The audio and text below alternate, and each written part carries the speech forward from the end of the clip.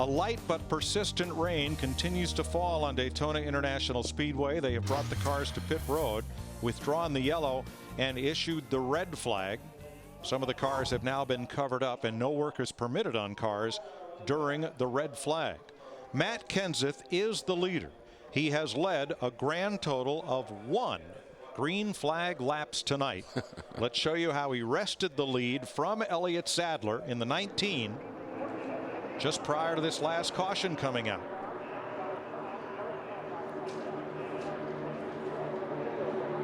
Actually, Reed Sorensen in the 43 gave him a little bump down the back straightaway. Elliott Sadler put the block on him, and then Matt moves to the high side.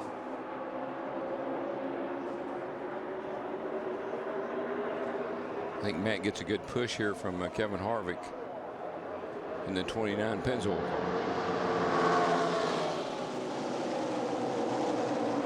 Wasn't nothing Elliott Sadler could do there. Nope. Sadler opened the door. Down.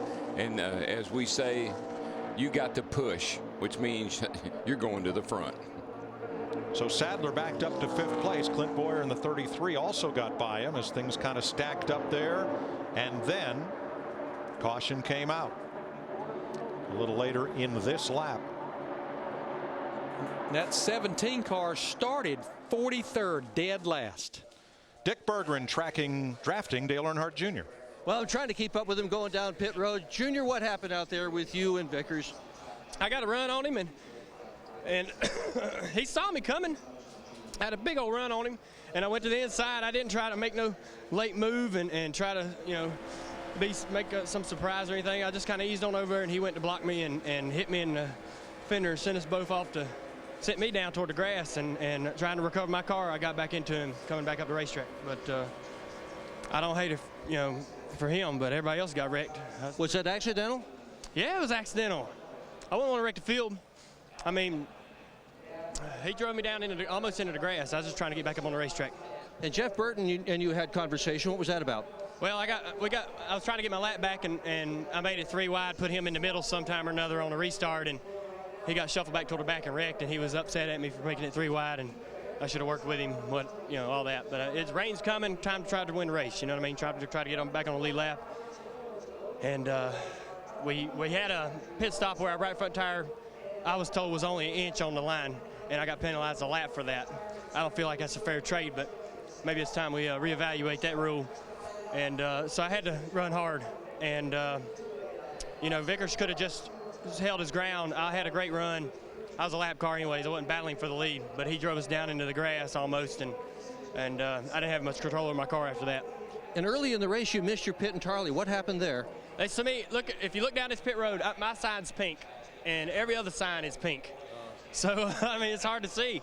There's one. They're all about the same color. So, everybody says, all right, I'm going to make mine yellow this week, and then 2 weeks later, everybody's yellow. So, we just got to figure out. I was under a lot of pressure, too. I spent a lot of pressure on myself trying to get up in there and lead lap and all that, and I just wasn't thinking good enough, man. I can't really blame it on anybody but myself. Okay, thank you very much. We have our NASCAR on Fox All-Star pit crew lined up to talk to some drivers during this rain delay. First, Matt Yoakum. Mike, Kevin Harvick currently in the 2nd position. A crash in practice. They had to bring out the Budweiser shootout car, which won last Saturday night. It was not quite what you guys had expected earlier. It's been a long work in progress tonight. Yeah, our Shell Pennzoil Chevrolet has been, it was rough in the beginning, and we came in and made some really big adjustments with the spring rubber and some air pressure, and did a lot of things to work on the handling. We realized we didn't have the speed that we needed to, and that was good because it was able to let me get pushed around a little bit and be able to be comfortable with my car and go where I needed to go. So it's going okay so far. They put me in a position to have a chance there at the end. We knew the rain was coming. I had Boyer there pushing me from behind, and I don't really know how it all shook out, but if it winds up this way, that'd be pretty cool. Matt pushed me to win the 500 a couple years ago, and to have it kind of reverse the roles here, that'd be all right. All right, thank you, Kevin. To Chris Devoda.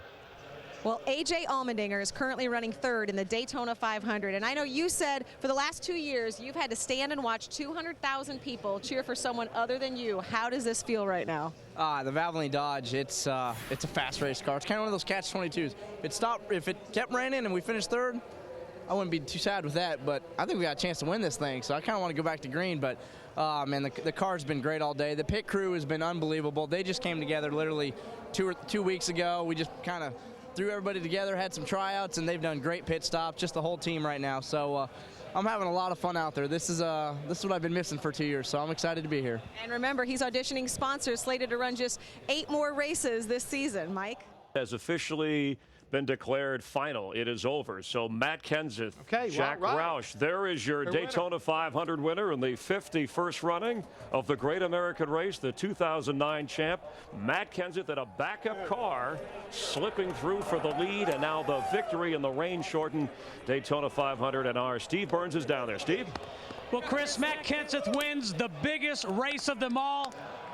Matt, what does it mean to you as a racer from the time you were a child to win this race? Oh my goodness, it's gonna be really wet out here. It's probably gonna cry like a baby, but just really need to thank my team and thank the Lord for giving me this opportunity first of all, and just had a lot of great opportunities in my life with my family and getting me into racing, and really DeWalt, Ford, Carhartt, USG Sheetrock, R&L Carriers, all the sponsors that we had that have stuck by us and made this happen in an up economy and a down economy, and man, I don't know, winning the Daytona 500 is definitely a G moment. It's just an unbelievable feeling. Matt, you've won the championship, but what does winning this race mean to you?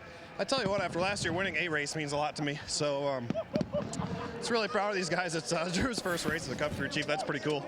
And Chip for sticking in here with us and really going through the deal and trying to make the team stronger, putting egos aside and making the team as strong as we can. And these guys have been fired up and working hard, and it's just unbelievable.